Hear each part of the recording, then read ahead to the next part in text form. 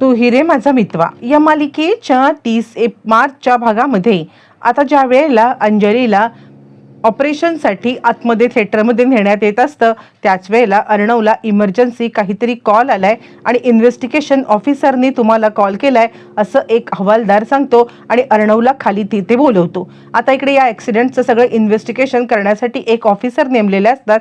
त्या ऑफिसरनी अर्णवला बोलवल्यामुळे तो खाली गेलाय आणि तो येईपर्यंत इकडे आता अंजलीला ऑपरेशन थिएटरमध्ये नेण्यात आलंय. अर्णव त्यांना भेटून वरती आलाय तोपर्यंत अंजली ऑपरेशन करण्यासाठी आत गेलेली आहे आणि आता तो म्हणतोय काय झालं, ताईला आतमध्ये नेलं का, ताई ओरडते का. यावरती आजी म्हणते अरे बाळ होताना खूप आता वेदना होतात, असं काय करतोयस. आणि त्यावरती तो म्हणतो तुम्ही इतके कूल कसे काय राहू शकता, ताईला इतका त्रास होतोय. आणि त्यावरती आजी म्हणते ईश्वरी जा बाबा समजाव तू ह्याला. मग ईश्वरी आता आकाशकडे येते आणि मला माहिती नव्हतं की अर्णव मामा इतका पट्टू आहे ते. यावरती तो म्हणतो तुम्हाला काय झालंय काय, ताईला इतका त्रास होतोय आणि तुम्ही निवांत कसे काय. यावरती ती सांगायला लागते कसं आहे ना असं होतंच आणि काही काळजी करू नका, बाळ आणि आई दोघंही सुरक्षित असणार आहेत आणि एकदम क्यूट बेबी जन्माला येणार आहे. आणि तितक्यात आता मुळात मुलाच्या रडण्याचा आवाज येतो. त्यानंतर नर्स बाहेर येते आणि ती सांगायला लागते कॉंग्रॅच्युलेशन्स तुम्ही मामा मामी झालेले आहात.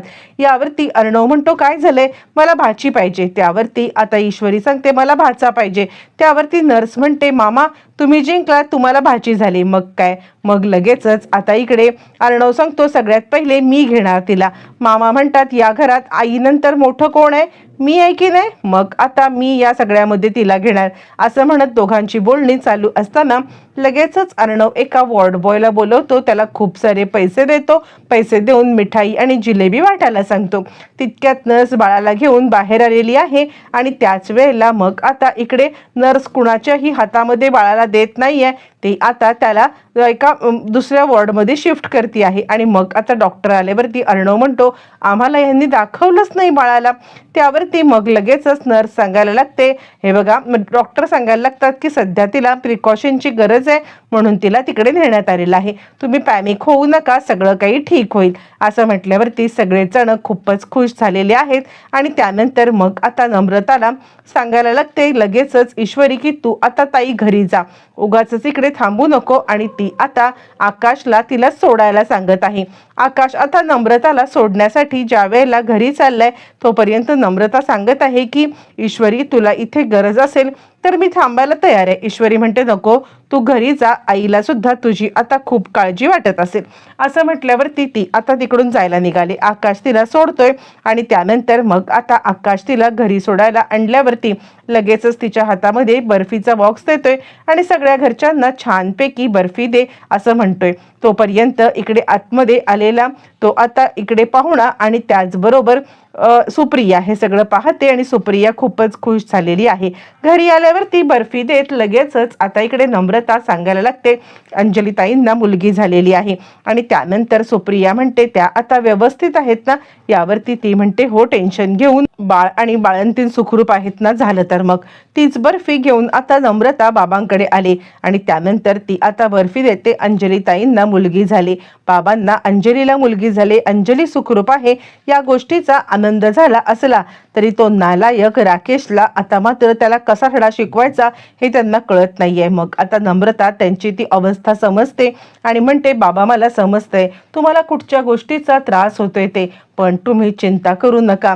काही झालं ना तरी सुद्धा ज्या गोष्टीसाठी गप्प सगळे बसले होते ना ती गोष्ट झाली म्हणजे अंजलीताईंची डिलिव्हरी. आता काहीही झालं तरी सुद्धा या सगळ्यामध्ये आता लवकरात लवकर आपण म्हणजे त्यांना आता एक्सपोज करायचं म्हणजे करायचं. असं म्हटल्यावरती ती सांगते आता मी थांबणार नाही, तुमच्या अपघाताच्या मागे सुद्धा हात त्याचाच होता हे सत्य मला समजलेलं आहे आणि त्याचा हात असल्या कारणाने त्याला जोपर्यंत मी एक्सपोज करत नाहीये तोपर्यंत मी आता गप्प बसणार नाही. तोपर्यंत आपल्याला दाखवलं जातं की राकेशचे हातपाय हालचाल करायला लागलेत, राकेशने डोळे उघडले आणि या सगळ्यामध्ये तो आता नाटक करतोय की काय हे सुद्धा आपल्याला वाटायला लागलंय. कारण आता इतक्या क्रिटिकल कंडिशनमध्ये तो हातपाय हलवतोय आणि शुद्धीवरती पण आलेला आहे. तितक्यात आता वल्लरी आणि त्याचबरोबर मामा आणि आजी तिकडे आल्यात आणि आजी आता म्हणायला लागले, काय हे सगळं चाललंय मला खरंच कळत नाहीये. म्हणजे तसं बघायला गेलं ना तर आता म्हणजे जावई बापू तुम्हाला मुलगी झाली, पण त्या मुलीला पाहण्यासाठी तुम्ही अशा अवस्थेमध्ये आहात. वल्लरी सांगते, ऐकताय ना जावई बापू? अहो जावई बापू ऐकताय ना? म्हणजे आता तुम्हाला काय तुमची सासूबाई सांगते तुम्ही बाबा झालात. आणि त्यावरती आता राकेश काही रिस्पॉन्ड करत नाहीये. तोपर्यंत इकडे आता ईश्वरी आणि अर्णव हे दोघं जण आलेले आहेत. अर्णव आणि ईश्वरी ज्या वेळेला येतात त्यावेळेला मग आता वल्लरी मनातल्या मनामध्ये विचार करत आहे की काय चाललं असेल, ह्याचा ब्रेन डेड झाला असेल का? ठीक आहे, आयुष्यभर असाच जर का कोमामध्ये राहिला तरी सुद्धा चांगला आहे. तितक्यात डॉक्टर आले. डॉक्टर आता चेक करत आहेत आणि चेक करत असताना मग आता डॉक्टरांना आजी म्हणते, हे किती दिवस चालणार आहे डॉक्टर? म्हणजे मला खरंच कळत नाहीये की या सगळ्यामध्ये आता मात्र म्हणजे बघायला गेलं तर आता म्हणजे ते कधी कोमातनं बाहेर येतील. डॉक्टर सांगतात, आता बरेच दिवस झाले ना पेशंट कोमामध्ये आहेत, 5-6 दिवस झालेत आणि त्यामुळे आम्हाला आता थोडंसं त्यांची काळजीसुद्धा घ्यायला पाहिजे. बघूया काय होतंय ते, आपण वाट पाहूया असं म्हणत डॉक्टर आता फार काही बोलत नाहीये. बरं, आता हे सगळं चालू असताना इकडे तोपर्यंत लगेचच आता तो आलेला आहे पाहुणा आणि तो आता ईश्वरीला सांगतोय, मी बघितलं म्हणजे आता बाहेर सध्या तुमच्या दोघांना पाहिलं. त्यावरती आता इकडे नम्रता सांगायला लागते, मग बाहेर का नाही आलंस भेटायला? यावरती तो आता सांगत आहे, खरं सांगायचं तर आता मी कशाला तिकडे येऊ, कबाबमध्ये हड्डी, आणि तसंही तुझी चॉईस म्हणजे अगदी सोच आहे.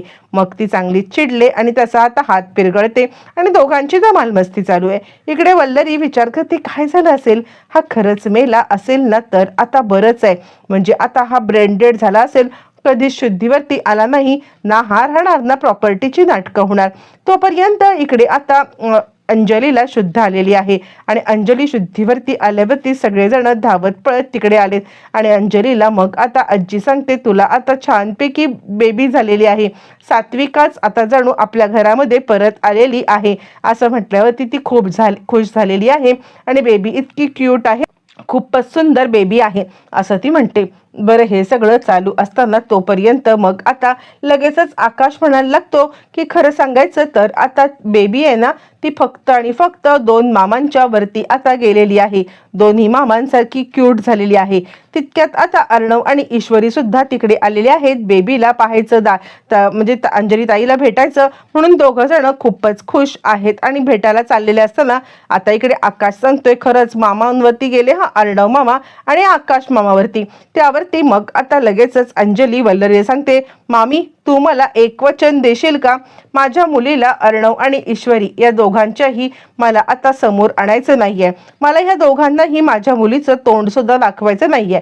या दोघांनीही माझ्या मुलीला पाहायचं नाहीये, माझ्या मुलीचं तोंड सुद्धा पाहायचं नाहीये असं म्हटल्यावरती आता नेमका अर्णव आणि ईश्वरी हे दोघं जण तिकडे आलेले आहेत आणि तिकडे आल्यावरती लगेचच अर्णव ईश्वरी हे सगळं पाहत आहेत आणि त्याच वेळेला ईश्वरी आणि अर्णवला वाईट वाटते. अर्णव बाहेर येऊन बसलाय. तोपर्यंत मामा आता औषधं आणण्यासाठी बाहेर गेलेला आहे आणि त्याच वेळेला आता इकडे अर्णव म्हणतो, कसली ही शिक्षा आणि या सगळ्यामध्ये असं का ताईने बोलावं?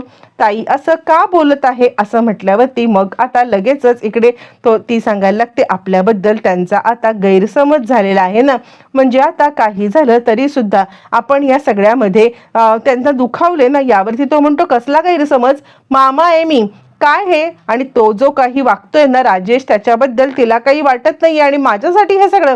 तितक्यात तिथे मामा आले आणि बरोबर आहे, मला तुझं म्हणणं पटतंय, ते काही नाहीये, मी आत्ताच्या आत्ता अंजलीचे डोळे उघडतो, तिला आता असं खडसावतो ना. त्यावरती मग आता अर्णव आणि ईश्वरी दोघं जण मामाला सांगायला लागतात, नाही मामा असं काही करू नकोस, म्हणजे कसं आहे आत्ता सध्याच्या घडीला तिची तब्येत बरोबर नाहीये. यावरती मामा म्हणतो, बस झाला तब्येत तब्येत तब्येत, बरेच दिवस तिची ही नाटकं सहन करतोय मी, आता नाही सहन करणार आहे. आता तिची डिलिव्हरी झाले, सत्य जे आहे ते तिला समोर आलंच पाहिजे असं म्हणत लगेच मामा आता बडबडण्यासाठी किंवा अंजलीचे कान उघडणी करण्यासाठी तिकडे निघालेला आहे.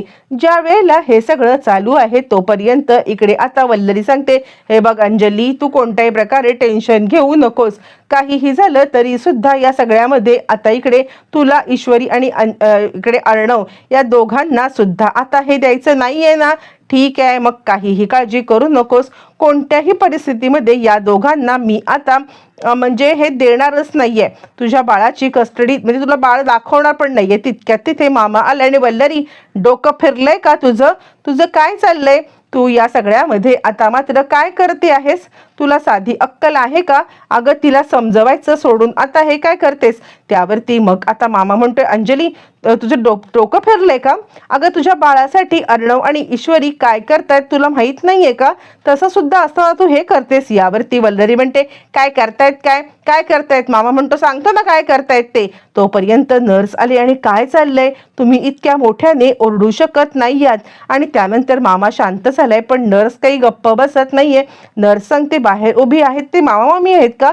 बापरे, किती भाग्य बाळाचं. असे मामा मामी भेटलेत. दोघं जण सकाळपासून धावपळ करतायत. खरंच असे भाऊ मिळायला, असे मामा मामी मिळायला नशीब लागतं. मामा म्हणतो, बघितलास? आणि त्यावरती नर्स म्हणते, तुम्ही हळू बोला, त्यांना त्रास होईल. मामा म्हणतो, सॉरी. तोपर्यंत इकडे आता घरी आलेली आहे ती म्हणजे नम्रता आणि ती फोन लावते आकाशला आणि आकाशला म्हणते, मी खरं सांगू का, तर मला तुमच्या आईंचं वागणं थोडं काही कळत नाहीये. यावरती आकाश म्हणतो, हो ती असंच वागते पण तू चिंता करू नकोस.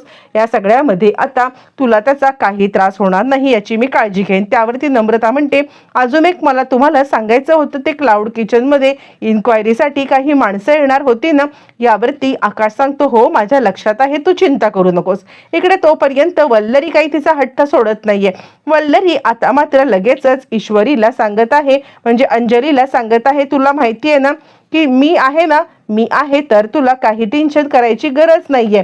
तू आता या सगळ्यामध्ये काहीही झालं तरी सुद्धा आता एक काम करायचं आहेस, ते म्हणजे तू शांत राहा. मी अर्णव आणि ईश्वरीला बाळाला भेटू देणार नाहीये. मामा बाहेर आल्यावरती नर्स सांगते, हे बघा, तुमच्या पर्सनल गोष्टींमध्ये लक्ष घालण्यासाठी म्हणजे मला ॲक्च्युली काही हे नाहीये, पण तरी सुद्धा मी तुम्हाला एक गोष्ट सांगू का, तुम्ही या सगळ्यामध्ये जरा आता शांती घ्या. कारण काहीही झालं तरी सुद्धा या म्हणजे त्यांच्यासमोर हे असं करू नका, त्यांना त्रास होईल. मामा म्हणतो, सॉरी.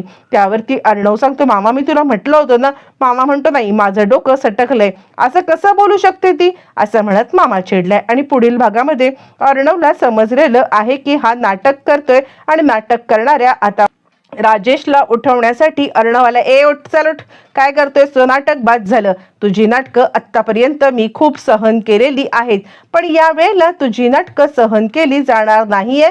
आत्ताच्या आत्ता उठ आणि इथून चालता हो. आत्ताच्या आत्ता उठ लवकर, असं म्हणत ते आता चिडलेले आहे. आणि चिडलेले असतानाच त्याच वेळेला आता इकडे तो त्याला उठवण्याचा प्रयत्न करतोय. त्याला समजले की हा खोटारडा आहे. पण त्याच वेळेला अर्णव आणि ईश्वरी आता वेश बदलून बाळाला भेटायला आलेत आणि ईश्वरीच्या युक्तीमुळे बाळ आणि मामा या दोघांची सुद्धा छानपैकी गाठभेट झालेली आहे. आता इकडे राजेशचं खरं रूप पुढील भागामध्ये स्वतः आता अंजलीच्या समोर कसं येणार, येणाऱ्या भागात सगळं समजणार आहे.